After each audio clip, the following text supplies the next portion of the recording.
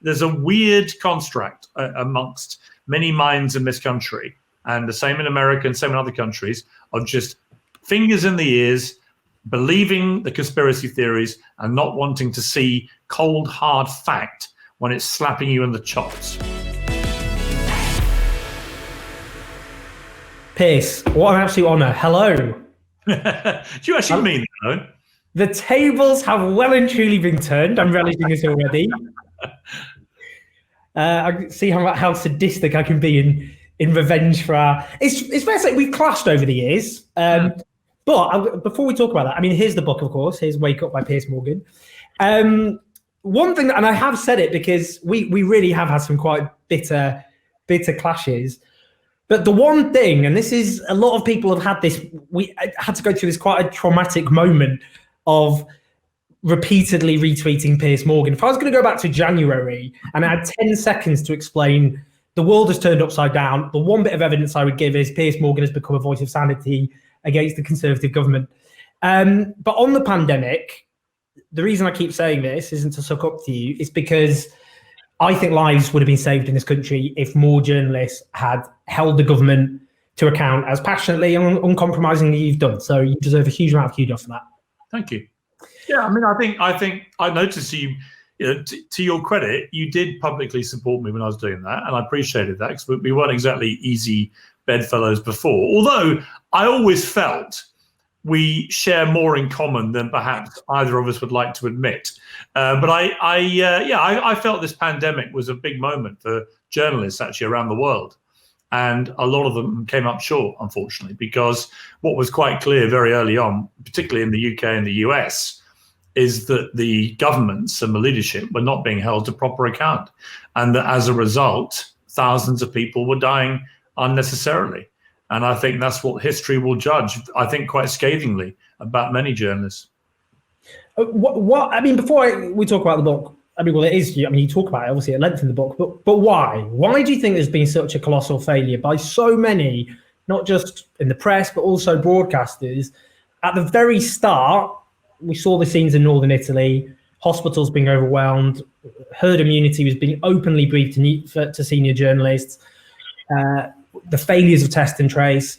Why that failure to scrutinise, you think, on the part of so much of the media? I don't think that many journalists, like many of the government, realised the enormity of this before it was too late. I think the reality is if you were following the very lax and complacent language used by, say, Matt Hancock in the House of Commons on January the 23rd, he said Britain is completely prepared for all these things. We have a world-class testing system in place for this coronavirus. I mean, he says it all in the House of Commons. And I remember watching this going, really? Do we? And of course, very, very quickly, within a matter of 5-6 weeks, it became clear we had no such thing. We were completely ill-prepared. We had no world-class testing system. And that was in direct contrast to many other countries around the world. Germany, right on our doorstep, had a world-class testing system. But other countries like Taiwan had an incredibly sophisticated testing system, track, test and isolate, because they had worked on previous diseases like Ebola and realized the potential of a global pandemic and prepared themselves accordingly. And, you know, if you compare us to countries around the world, there's always an excuse that the kind of, you know, corona skeptics will use, or the Boris Johnson defenders will use. Well, they've got this or they've got that. But how do you explain a country like Taiwan? It's an island like us, densely populated, and yet they've had hardly any deaths. If you do like with a country like that, it is scandalous how badly prepared we were and how badly we've handled the thing. So in answer to your question about the journalists, I think a lot of them shared the complacency of the government. And I got increasingly angry in the early part of March as I could see what was happening in Italy. And I remember thinking to myself, my God, Italy is the second best healthcare system in the world, number 2, and it's been completely run over.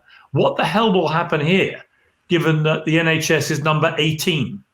And people didn't want to hear it. They don't want to hear it now when the second wave is happening. There's a weird construct amongst many minds in this country, and the same in America and same in other countries, of just fingers in the ears, believing the conspiracy theories and not wanting to see cold, hard fact when it's slapping you in the chops. So, loving over. Let's disagree. In the book, so let's get. By the way, I was thoroughly entertained. It was. I can imagine you just sitting there chatting about it. It was very engaging. Obviously, a lot of it I found deeply aggravating. So we'll talk about that. That's great. That's the point of this whole conversation. And the point of the book, actually. Of course, it was supposed to be to provoke and so on, and it has.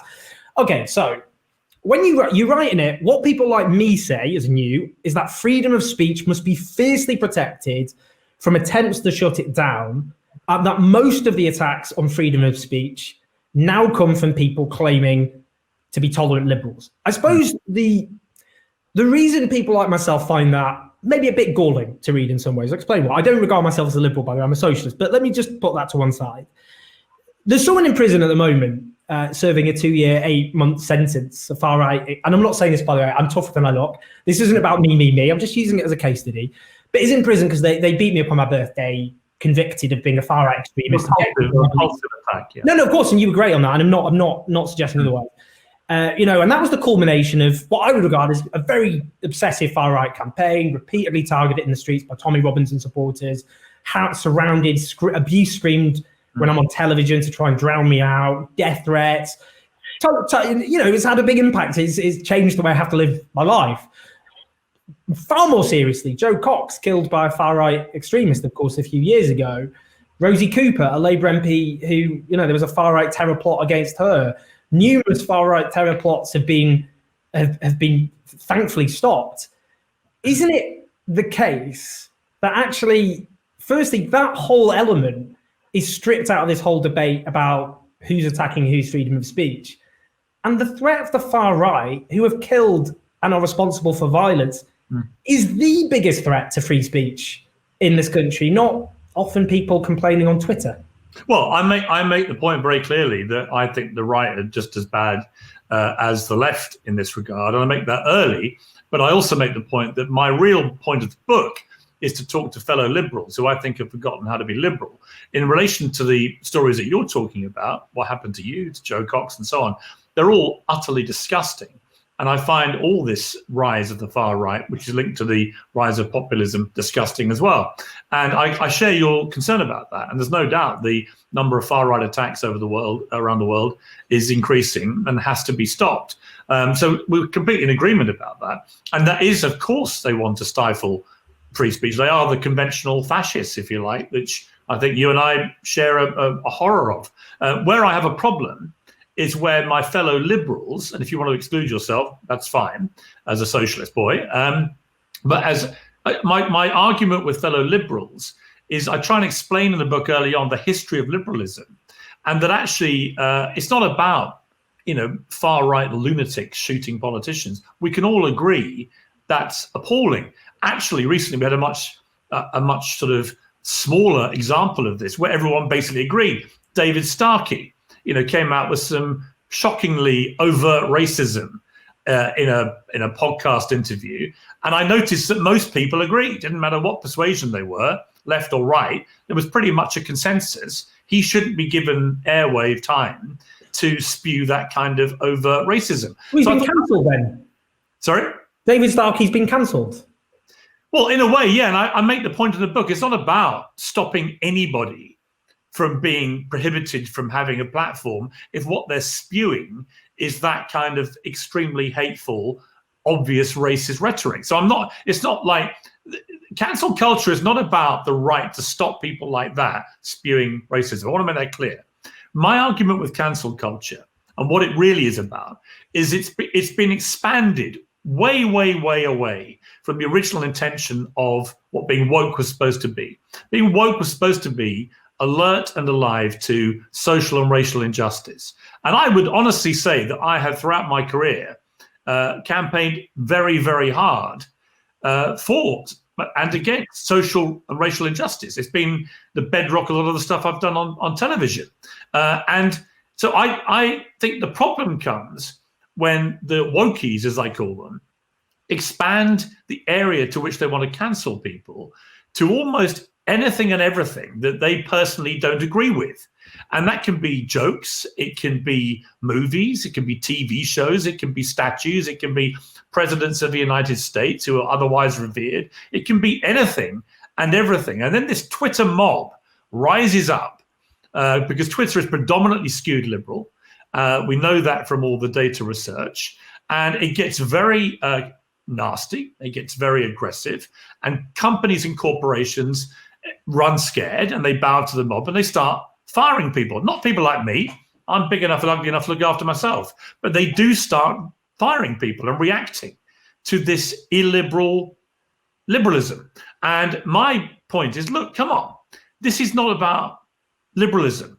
It's anti-liberal. It's antithetical to liberalism, as is no platforming people at universities that you don't agree with.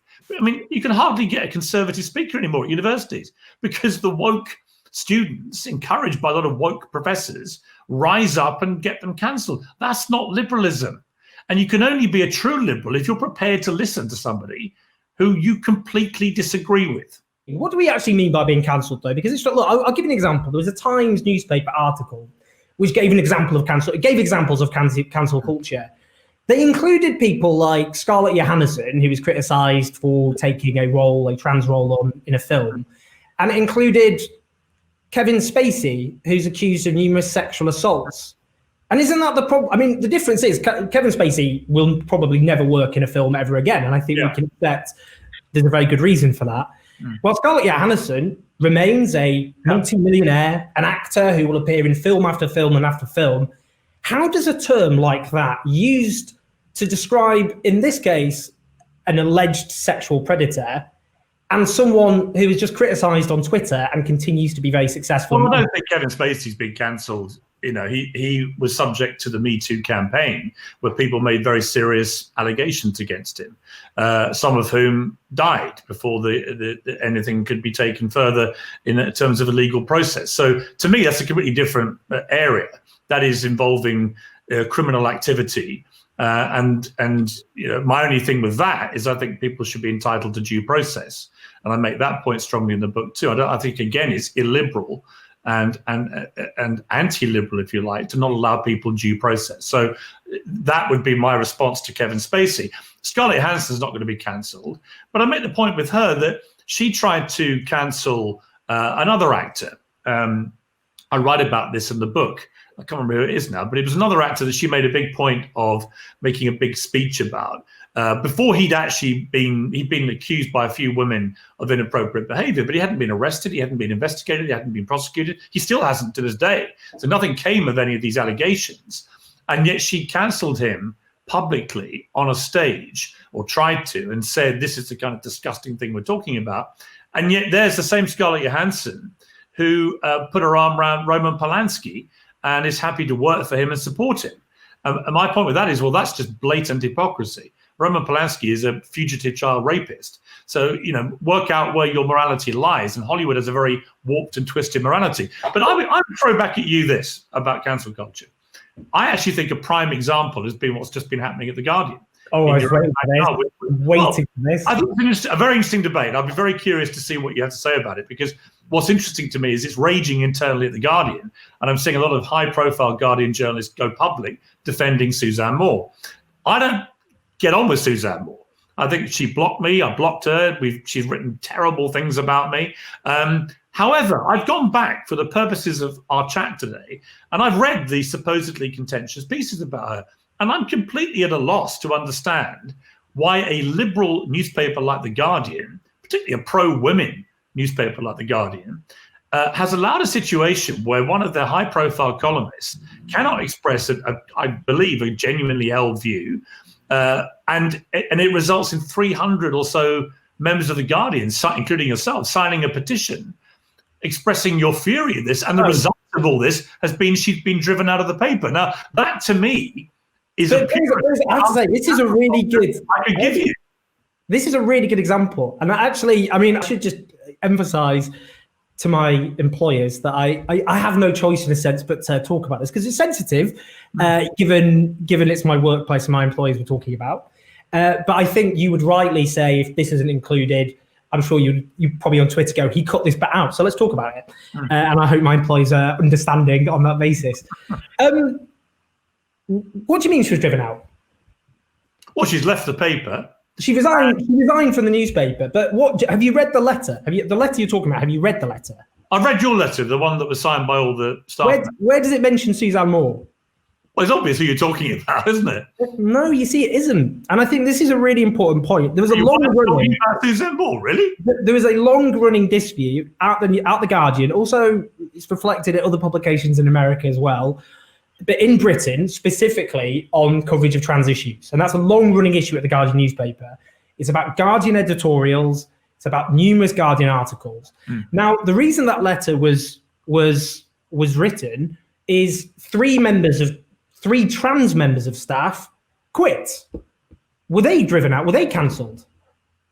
No, they were just behaving ridiculously. But I'm trying to work this one out. So Suzanne Moore, and bear in mind, the editorial position of The Guardian on trans issues is closer to Suzanne than it is to mine. Right. So it seems odd. Why is Suzanne being driven out of a newspaper whose position is closer to hers than it is to mine? He clearly felt, as did most people outside The Guardian. It's fascinating if you want to clarify that was not the case. But given the proximity of that letter to that column that she wrote, she clearly believed that was directed at her. It was to do with articles generally published by the newspaper. But you wouldn't including hers, right? Well, it specifically says the coverage of trans issues across the newspaper. But this is the record. What was it in her column which triggered such anger? Because I can't see what the problem was. I've read it 3 times. So the issue, we're going to talk about trans rights, by the way. That's one of the things that I've marked down because it's a big part of the book as well. Yeah. But so we'll talk about that separately because it is difficult for me to talk specifically at length about Suzanne Moore, given it was a letter about trans coverage at the newspaper. I'm just curious what it was because I really struggled to find the letter was about. So put it in context. Warrant the kind of reaction it got. I was curious. That's all. To put it in context, Guardian US. So the Guardian US months earlier had written an editorial objecting to the Guardian's coverage of trans issues. Because in the Guardian, so-called people we would both call liberals tend to have, there's a consensus amongst liberals in the United States to support trans rights. It's seen as a Republican right thing not to support it. Whilst in Britain, amongst so self-described liberals, there's a division, there's a split. So there's a long-running battle within the Guardian, as there is within British liberalism, if you like, over the issue of trans rights. Now, what I don't understand is, why is Suzanne Moore, and it's up to her about her resignation, she quit The Guardian voluntarily. She got a huge amount of support on social media, including from people who don't support her politics generally. But why is it ridiculous for 3 trans members of staff to leave the newspaper, not feeling that it's a welcoming place for them? They're being ridiculous, but Suzanne Moore voluntarily resigning is cancel culture. Well, no, I would say the ridiculousness is that any of this is happening in a paper like The Guardian. I don't understand how you could work for The Guardian and not want to embrace all kinds of disparate views, even if they concern an area in which you have a personal interest. For example, if you are a trans journalist or trans employee of The Guardian, you should be able to read different opinions about the trans issue, which is a hugely important issue right now and has been raging for a few years. It should be perfectly okay for The Guardian to have this debate publicly in its own pages. Can I say this? Hang on, let me give you an example. When I edited The Mirror for nearly 10 years, in the Iraq War, I hired John Pilger back to The Mirror to write tub-thumping assaults on the Labour government, which were incredibly powerful. But I also hired Christopher Hitchens to do the complete opposite and to support the Iraq War, which he believed passionately in doing. Now, I believe that was the purpose of a proper democratic newspaper at a time of huge crisis and importance, to show both opinions and to let readers who are not stupid make up their own minds. Guardian readers in particular are smart people. And there's a lot of women read The Guardian. And a lot of the women readers of The Guardian will also be struggling with the trans debate, working out where you can support trans rights and where the line is where it may... So we'll come on to trans rights. Women's rights. We'll come on to this because I think this is a really important discussion. On the issue of having a both sides debate on certain issues, Do you think The Guardian or any newspaper should have a debate amongst people who think homosexuality is inextricably linked to paedophilia? That's a very long-running opinion. It long justified anti-gay laws. It justified issues support for Section 28. Is it a valid opinion for a newspaper to publish articles, for example, suggesting there is a problem, there's a conflict between gay rights and the rights of children, as long as there are articles opposing that view? No. Why? No. That's an opinion. Why not have both sides and debate it out? Because I don't believe in endorsing anything which is hateful material. But they don't think it is hateful. They will document the Catholic Church, the Scouts. They will come up with numerous examples. Yeah, but it remains predators. So well, to me, it remains overt, and I'm a Catholic. It remains overtly bigoted and hateful to draw a link between homosexuality and paedophilia. One is a criminal offence against young children, and one is a sexuality, which is not a choice. It's what people are born with. And I've always believed that. And so I think that is a spurious argument, if I may say so. Well, the argument I would give you on a similar vein, because it's not all just about the trans issue. We saw what happened at the New York Times, very similar to what's happened at The Guardian, where the New York Times opinion columns run a piece by Senator Tom Cotton. He's one of the 100 US senators, incredibly experienced politician, in which he advocated using the military to suppress some of the rioting that was going on in the wake of the George Floyd killing. Now, I happen to totally disagree with Tom Cotton about that, but I also respect the fact he's a democratically elected senator who's perfectly entitled to his opinion.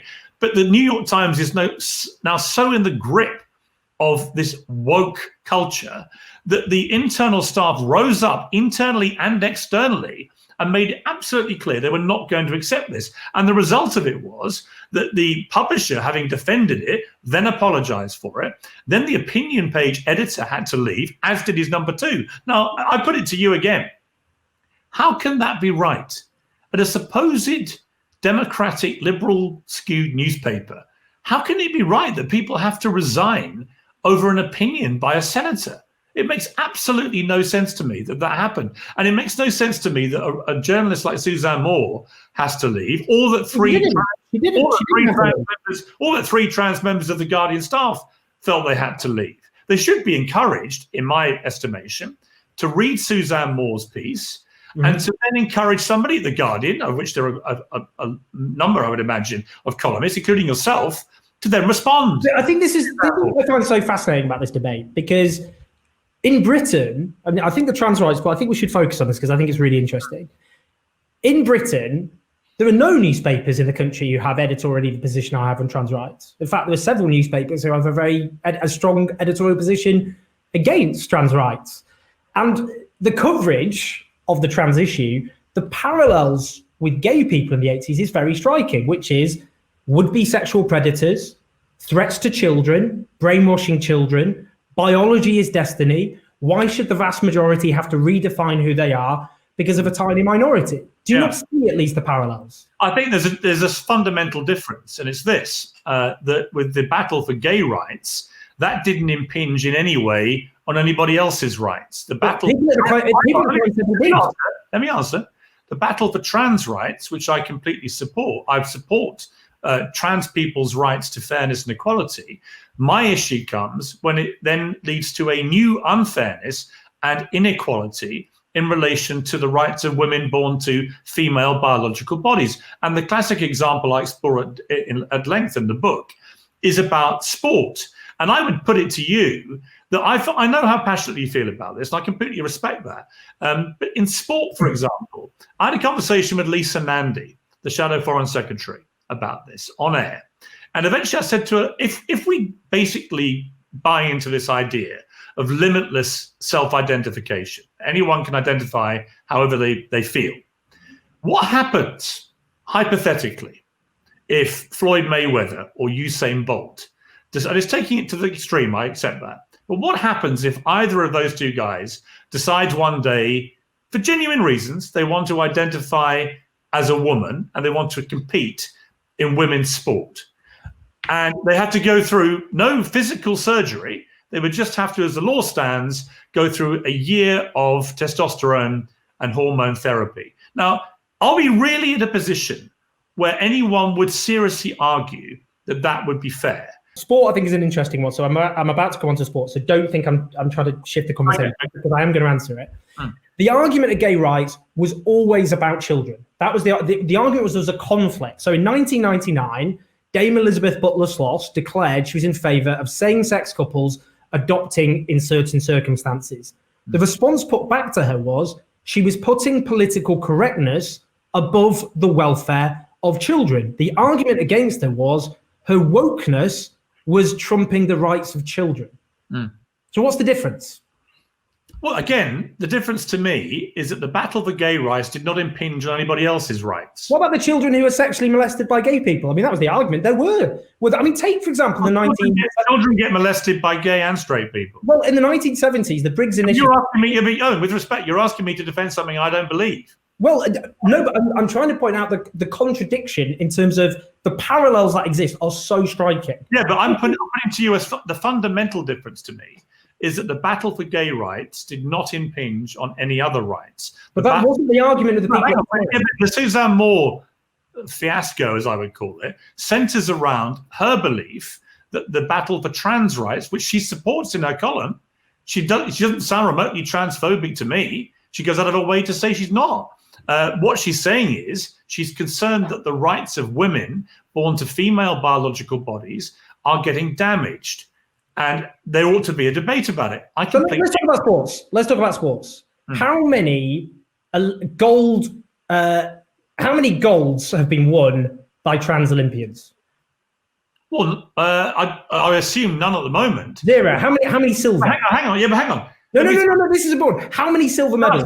That's a stupid question. It isn't. Okay. How many? Forget the medals. How many trans Olympians has there ever been in the history of humanity? But no, but how many will there be? How many? Come on, how many? I'm assuming the answer's no. Zero. No, okay. Zero. Okay. Who is the most successful trans athlete on earth? Let me ask you this question back at you. Okay. In Connecticut and America. How does it work, I feel like. In Connecticut and in America, two very tall, powerful male athletes, sprinters, transitioned to be women in their late teens and have now dominated all the female sprinting records in Connecticut to a degree where it will be almost impossible for any woman born to a female biological body to either compete or to ever break those records again. They may well end up competing in the Olympics as women. And so I think we're at the start of this. There are more and more trans athletes now competing in women's sport. Who's the most successful trans athlete? I would say to you, when an athlete like Martina Navratilova, who has probably done more for LGBTQ rights in the world than any other living athlete, I think we could probably agree about that. When she raises a red flag and says, hang on, everybody, this is going to get very difficult very quickly. She got hounded and shamed and people tried to cancel her for her supposed transphobia. Who is the most successful trans athlete on earth? I think there's a weightlifter who is... No, someone called Chris Mosier, who is a trans man. He's a trans athlete. Yeah, but there is a weightlifter who I believe is either world champion or competing close to. Chris Mosier became the first, this is why he's the most successful on earth, the first known trans athlete to compete in the Olympic trials in the gender in which they identified in the male section as a trans man. Couldn't compete in the end because he had an injury, unfortunately. What happens to trans men? Do you think trans men should be trans male athletes like this, the most successful trans athlete on earth? I think the serious answer is that trans women who are born to tall, powerful male biological bodies should not be competing against women born to female biological bodies. So what do we then do? Do you then have a separate trans category of athletics? I don't know. Do you have trans women competing in male sport? I don't know, but it's an arguable point. If they've competed in male sport, you would stop Chris Mosier competing as a man. Yeah, but look, you can take that example. Well, it's a very good example. He's the most successful. I give you an example of the two Connecticut sprinters. You can check them. They might well be in the Olympics next time. There are lots of different examples. I just don't believe someone like you, who's very smart and has studied this at length, I don't believe that part of you isn't thinking, you know what, on the sport thing, there's an issue. So how do we get around the issue? But there's an issue. So, for example, if you had a issue, then I would argue you're so blindly one-track-minded about this, you're not able to have a genuine democratic debate. The reason I think this is interesting, because I've gone for one of the trickiest potential elements, because the vast majority of trans people, like the rest of Earth, are not athletes. They're people just going on about their daily lives. So what you're doing is coming up with it reminds me, by the way, you won't like it, but what anti-abortion protesters do is they focus on the most difficult sides of abortion, like late-stage abortions of disabled fetuses, in order to complicate the whole thing, when obviously that doesn't apply to the vast majority. But we're talking about sports. I think that's interesting. The point I was making to you is there is this focus on the dangers posed by trans people competing in sports. But there isn't any focus on the fact that of any minority on Earth, there hasn't been a trans Olympian. I mean, there's going to be. I've just given you an example of these two sprinters in Connecticut. They are on the fast track to be Olympians. So there will be, I'd imagine, by the next Olympics, there will be trans women athletes. And at that point, if, for example, you have a 6'4", very powerfully built trans woman who was born to a male biological body, but has had no reduction in physical power, then they are going to demolish a field of women born to female biological bodies. I don't say that to be remotely transphobic. I say that to just state an obvious fact. And the question then becomes, should we be debating this in a way where anyone who expresses an opinion on either side, like Martina Navratilova, doesn't get immediately cancelled? But this is what this is what I find so interesting and fascinating, but also frustrating. Because when people talk about people being cancelled, what they mean is people have disagreed with them. Martina remains a very influential. She was on TV. She wasn't cancelled. No, she lost a couple of quite high-profile positions because of it. So she did get cancelled. I think this is, if we're going to think about people, so, most newspapers publish articles which are very negative about trans people. Overwhelmingly, coverage of trans people in this country is not positive. I think it's actually gone the way of coverage of gay people, actually. I think if you go back 30 years and look at the way that the tabloids talked about gay people, and I was very rightly pulled up on this myself as a very young, fresh-faced Sun journalist who used quite homophobic language casually in news reports that I did when I was 22, 23.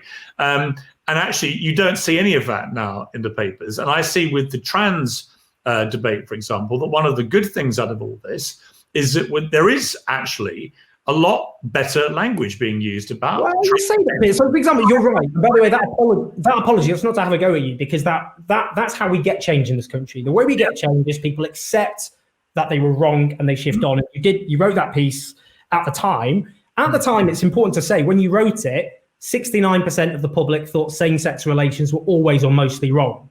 But that's why I think the parallels are so striking, because actually in the newspapers today, when trans people appear, it is as potential sexual predators. It is the threat to children. It is about issues, the most extreme and representative examples, which are then extrapolated.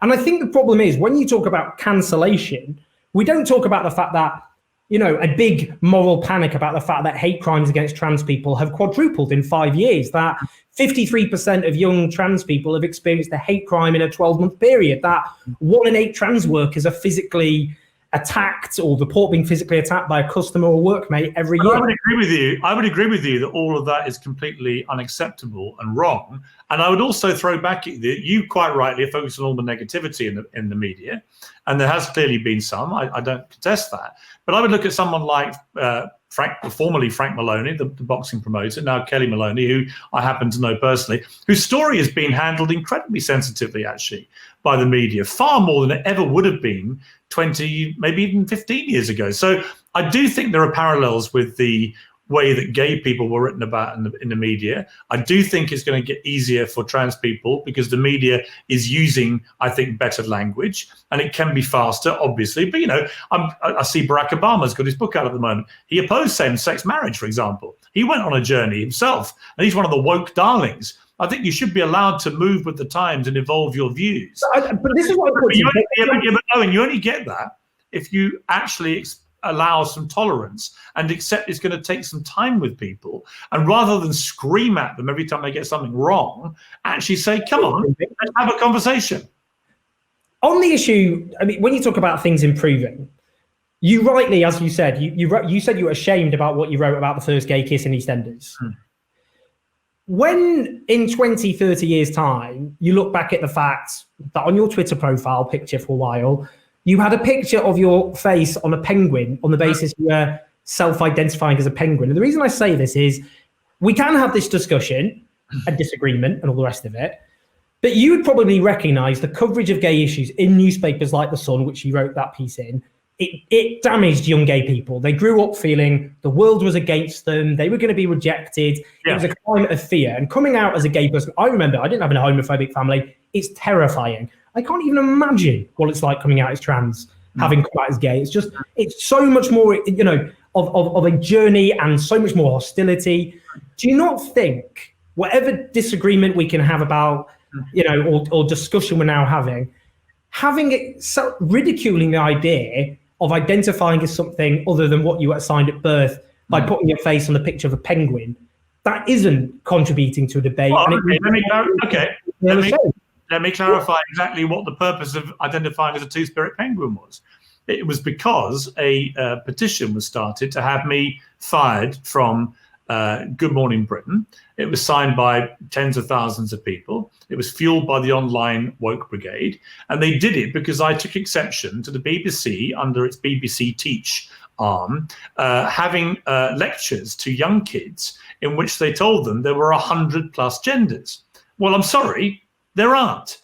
Because if you say that you can have limitless gender, limitless identity, and there are simply no limits, some of those 100+ included astral gender, which is an affinity with the stars. And I found that so preposterous and ridiculous and actually damaging to young minds. I've got 4 kids. I don't want them thinking they can identify as anything they like. So I said, okay, when we have a debate on air, and I had India Willoughby, who's one of the most high-profile trans people in the country, broadcasters, and she totally agreed with me. I said, if you're going to have limitless self-identity, I would find that as a trans person incredibly insulting. She'd gone through years of transitioning, a huge physical, psychological, and emotional turmoil. And she found it utterly insulting that people could just go, I'm this, I'm astral gender, I'm blah, blah, blah. And I said, okay, look. So when we had the debate, I said, so what you're saying is you can be whatever you want. Yes, came the answer. I said, okay, in that case, I'm identifying as a two-spirit penguin. All hell broke loose. Suddenly, it wasn't limitless at all. There were limits. What I had said was preposterous. It wasn't preposterous, apparently, to say your astral gender and have an affinity with the stars, which identifies your gender. But it was absurd and insulting and mocking of me to identify as a two-spirit penguin. Hang on, what I was doing, I wasn't mocking trans people. In fact, I had one sitting next to me who totally agreed with me. What I was doing was exposing the danger of limitless self-identification. Do you accept the vast majority of people, what you could call the trans spectrum, are just in good faith identifying as what they genuinely, sincerely believe to be true in the face of what potential rejection from their parents, their family, and society around them? I believe that people are born to male or female or intersex. I think sexuality, biology cannot be denied. And so when people try to bring that into the gender debate, I say, hang on. This idea, when we had some Labour politician came on and tried to claim that the babies are assigned sex at birth. No, they're not. They're not. They're born with a sexuality, male or female. Hold on. When I knew I was gay, and if you know you're LGBTQ, as I've said, it's tough, it's hard. You go through a long process. You have to come out to yourself. You're terrified about coming out to the world. No one flippantly decides that they are trans. You don't flippantly decide to be gay. Flippantly decide the trauma, the difficulties people go through to come out of trans are immense. Yeah, but are we talking are you talking about people who transition, or are you talking about people who just put their hand up and say, I'm astral gender?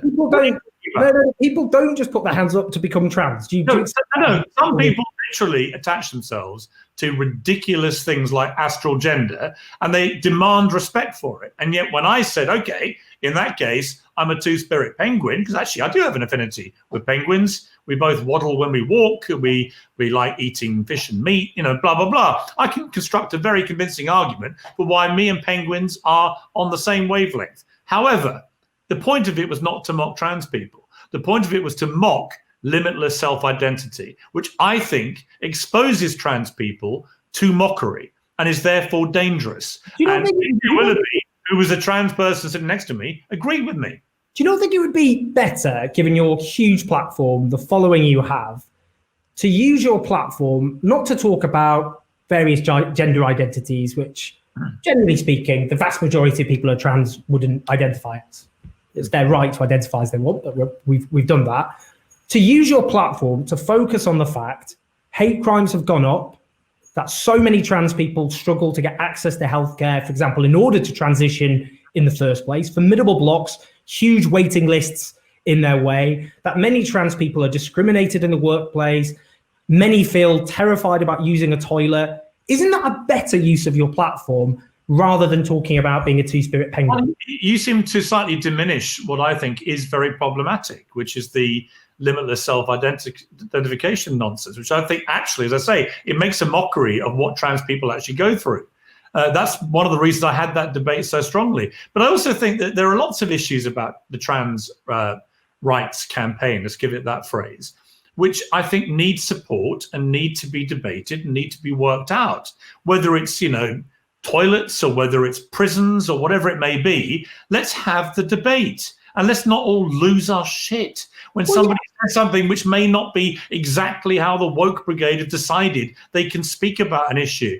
Have the debate openly and vigorously, and let's work out some solutions. Because at the moment, all that happens is you throw your toys up. Well, I won't say that. I'm not throwing any toys. No, you throw them out. If you had a pram or toys, you throw them out the pram. And then other people on the other side do too.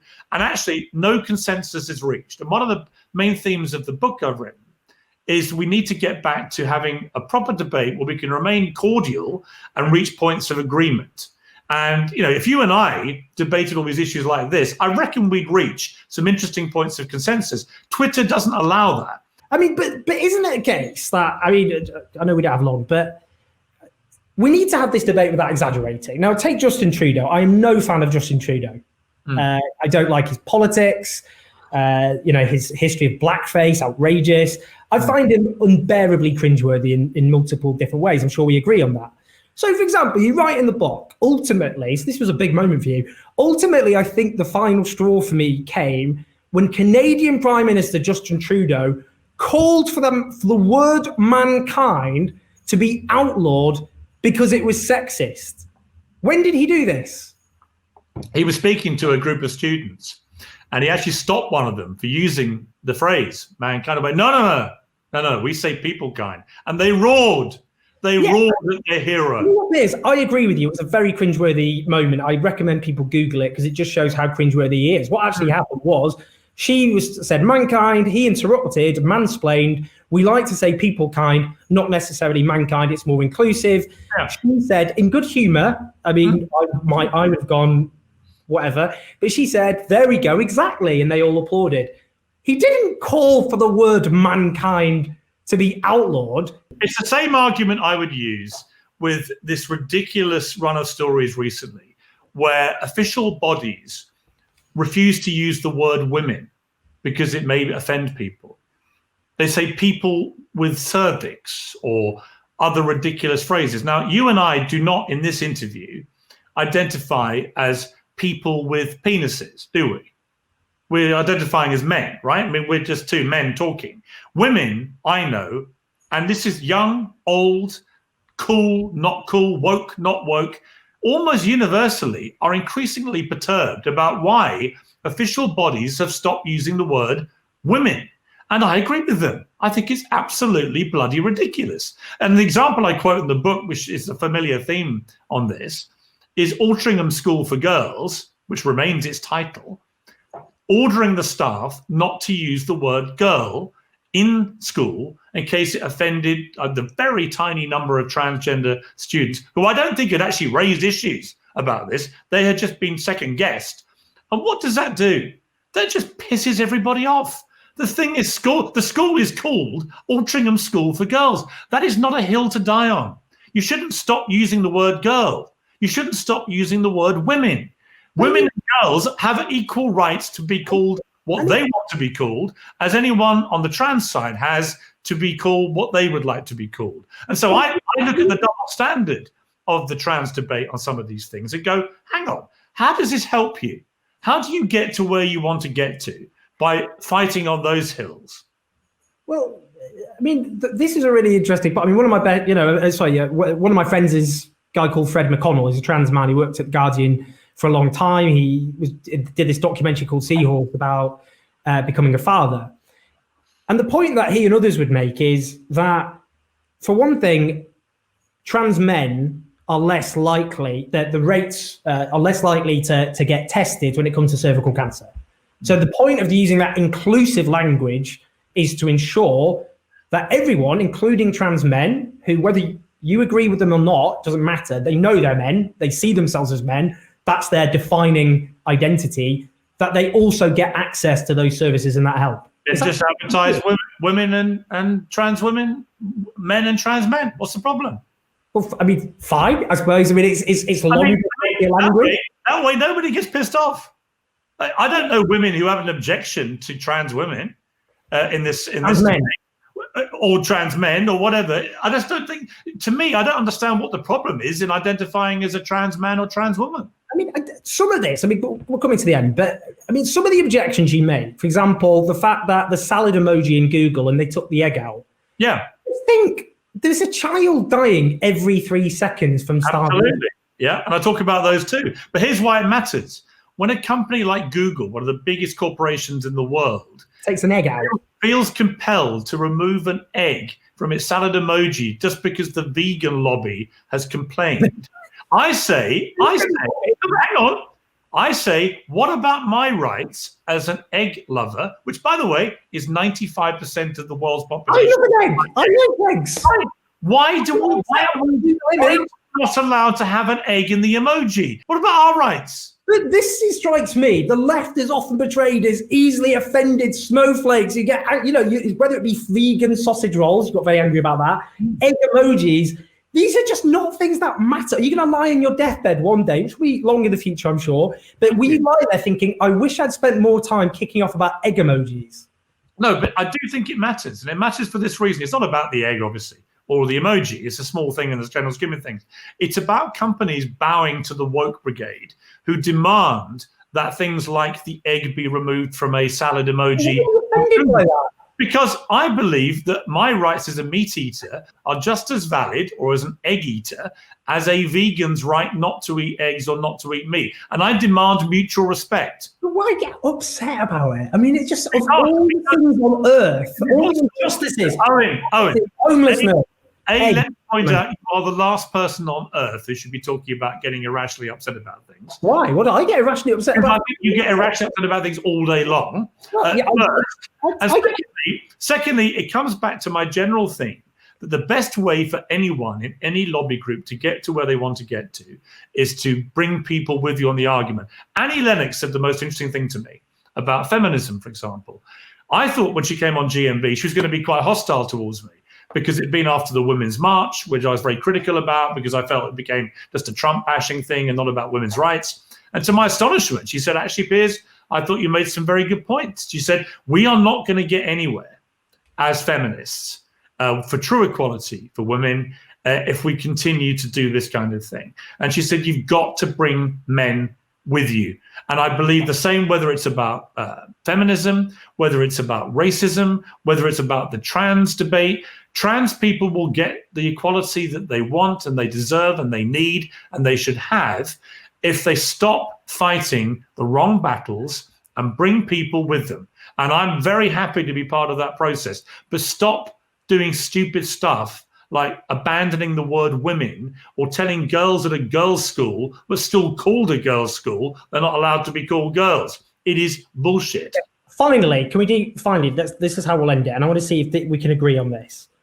Will you commit to at some point using your platform, your huge platform, and bear in mind, I think you said about how you did regret what you said about gay people in the 80s, which is how we get progress, very important. Will you, and as I've said, the statistics show how tough life is for trans people in this country, the bigotry, the prejudice, the discrimination, and the consequences on their lives that they face. Will you commit to using your platform, not to talk about two-spirit penguins? I don't think I can stop you doing that. But it's to do more to focus on the abuse they get on the streets that has gone up, on the lack of access, the waiting list to get help for transitioning, for gender affirming surgery, discrimination in the workplace. Will you do something with your platform to help address that? I have done actually regularly on air. You might have seen it, but I have done on GMB, as the regular viewers will know. And secondly, I throw it back at you and say, are you prepared to come up with a slightly more open mind about issues like trans sport and trans women in sport, for example? And also I would talk about things like the Tavistock Clinic and say, do you feel comfortable that the volume of young people going through clinics like that, having different forms of gender reassignment, realignment, whatever it may be, at a very young age is problematic? Now, I think it works for some people, and I think for others, it doesn't work. So, in other words, my point to you would be, you have, and I say this respectfully, you have a very certain view that everything you believe about the trans debate is right. And you're not really prepared at the moment, I would argue, to tolerate anything that deviates from your Owen Jones's view. I covered it as this: I support trans rights. I support trans people. I believe they deserve fairness and equality. But I think there are a number of issues in this trans debate which are genuinely concerning, which I want to have a proper democratic debate about, and I want to try and reach points of consensus which actually help everybody. Just on a point of fact, there is one gender identity clinic for young people in this country. No one on the NHS can get surgery before they're 18 years old with an adult, with the full rights and responsibilities that come with being an adult. The problem at the moment is they're stuck on waiting lists of 2 years or more. You're right, the percentage is very big, but the numbers going are very small. So any increase in numbers that's significant looks like a huge percentage. And when they go to these clinics where they're looked after by specialists, many of those young people, they don't go on and transition. They're people who feel there are issues with their gender identity, which they then get support for, and then other forms of resolution. So I think the big issue is that trans people at the moment, they're stuck in this bind where many of them can't get the gender affirming surgery they want, or for example, puberty blockers.